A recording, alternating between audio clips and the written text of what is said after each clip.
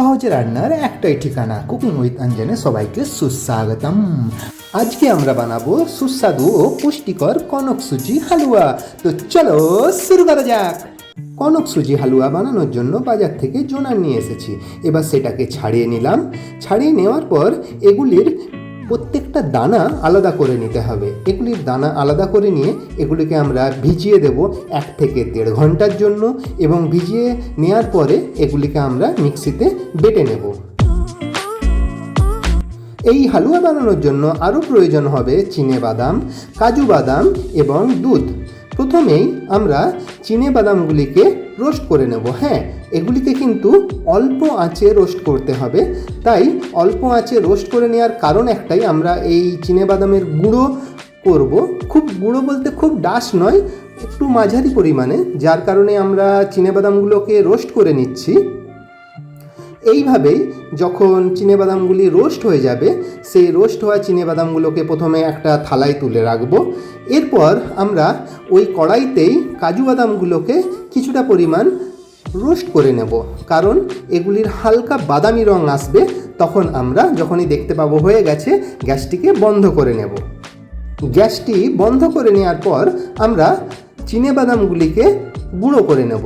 এক্ষেত্রে আমরা কিন্তু খোসা ছাড়াবো না, খোসা না ছাড়িয়েই গুঁড়োটা করে নেব। দেখুন, আমরা খোসা না ছাড়িয়েই গুঁড়ো করে নিয়েছি, খুব ডাস্ট করিনি, যাতে খাওয়ার সময় একটু মুখে অনুভূত হয়, যার কারণে আমরা এইভাবে গুঁড়োটা করে নিয়েছি। এইবার রোস্ট করে নেওয়া কাজু বাদামগুলোকে আমরা ছোটো ছোটো আকারে ভেঙে নেব। এইভাবেই ভেঙে নেওয়ার পরে আমরা এই ভাঙা বাদামগুলিকে হালুয়া বানানোর সময় সেই হালুয়াতে যোগ করব। এইবার আমরা ওই 1 থেকে 1.5 ঘন্টার জন্য যে জোনারের দানাগুলিকে ভিজিয়েছিলাম, সেই ভেজানোর পরে দেখুন কি সুন্দরভাবে জোনারের দানাগুলো ভিজে গেছে। এগুলিকে এবারে আমরা মিক্সিতে বেটে নেব। একেবারে কিন্তু মিহি করে পেস্টটা করে নিতে হবে। এইভাবেই পেস্টটা করে নেওয়ার পরে দেখুন কত সুন্দর একেবারে স্বর্ণাভ রং আসছে। এর কারণেই কিন্তু এই হালুয়ার নাম কনক সুজি হালুয়া। কনক বলতে এখানে স্বর্ণাভ রঙের কথা বলা হচ্ছে। এইবার জোনারের দানাগুলিকে বেটে নেওয়ার পরে সেই পেস্টটিকে আমরা একটা বাটিতে তুলে নিচ্ছি।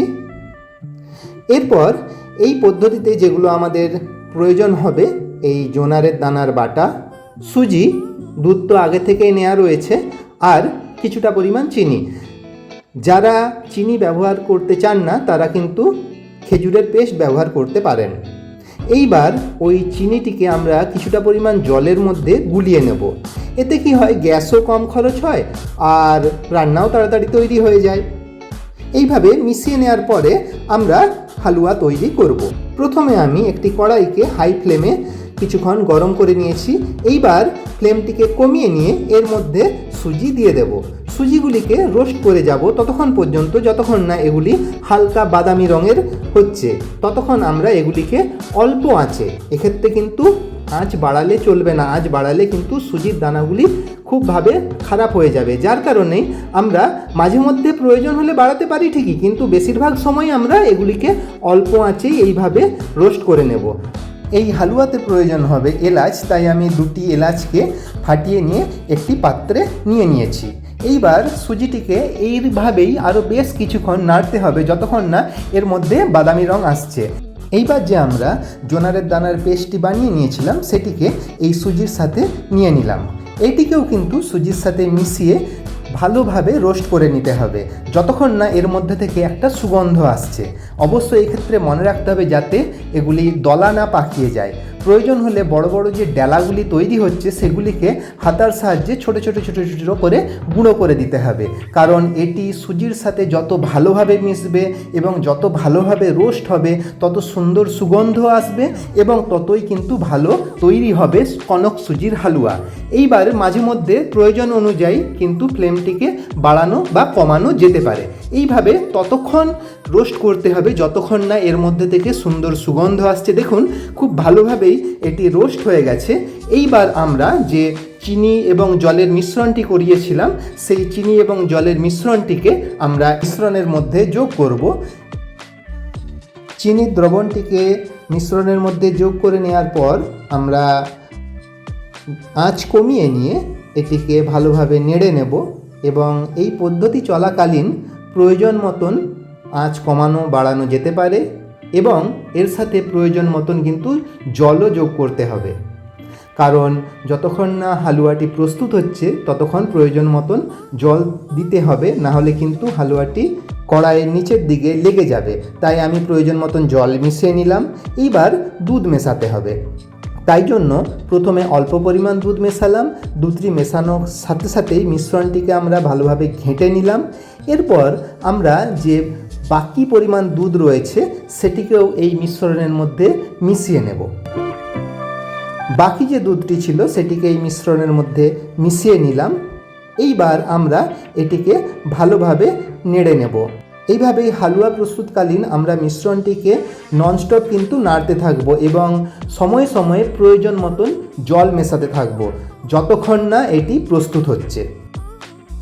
এইভাবেই আমরা প্রস্তুত করাকালীন ওই যে কাজু বাদামের ভাঙাগুলো রেডি করেছিলাম সেগুলোকে এই মিশ্রণের সাথে মিশিয়ে দিলাম।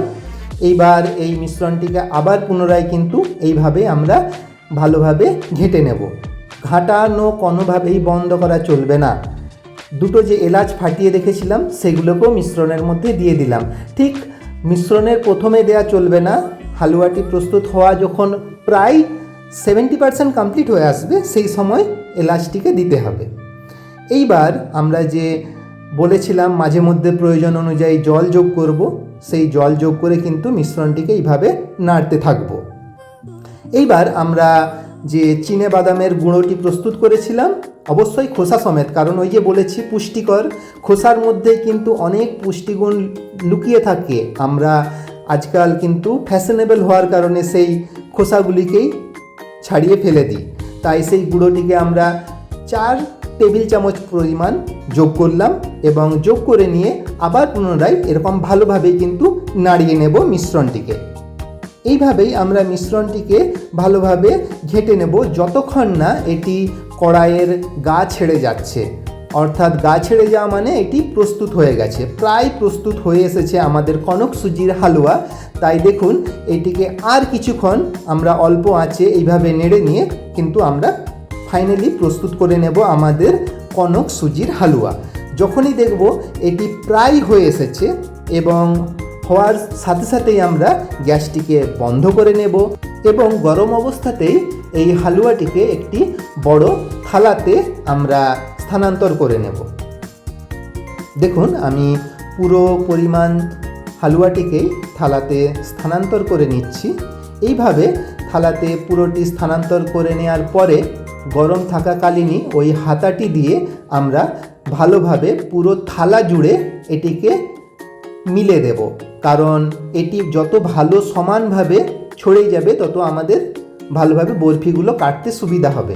ঠান্ডা করে নেওয়ার পরে আমরা এইবার একটি ছুরির সাহায্যে বরফির আকৃতিতে আমরা এই হালুয়াটিকে কেটে নিচ্ছি।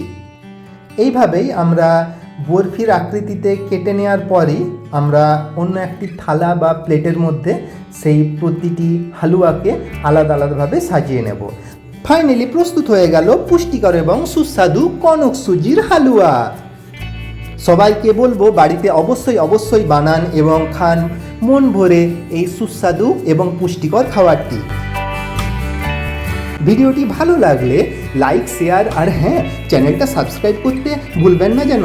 আর বাড়িতে বানিয়ে আমার কমেন্ট বক্সে জানিয়ে দিন আপনাদের মূল্যবান মতামত। তো তৈরি হয়ে গেল আজকে আপনাদের জন্য পুষ্টিকর এবং সুস্বাদু কনক সুজির হালুয়া। একবার শুধু বানিয়ে দেখুন, কথা দিচ্ছি আপনারা বারবার এটিকে বানাতে চাইবেন এর সুস্বাদ এবং সুগন্ধের জন্য। ভিডিওটি শেষ পর্যন্ত দেখার জন্য অসংখ্য ধন্যবাদ। খুব শীঘ্রই দেখা হচ্ছে অন্য কোনো রেসিপি নিয়ে। আজকের মতন টাটা।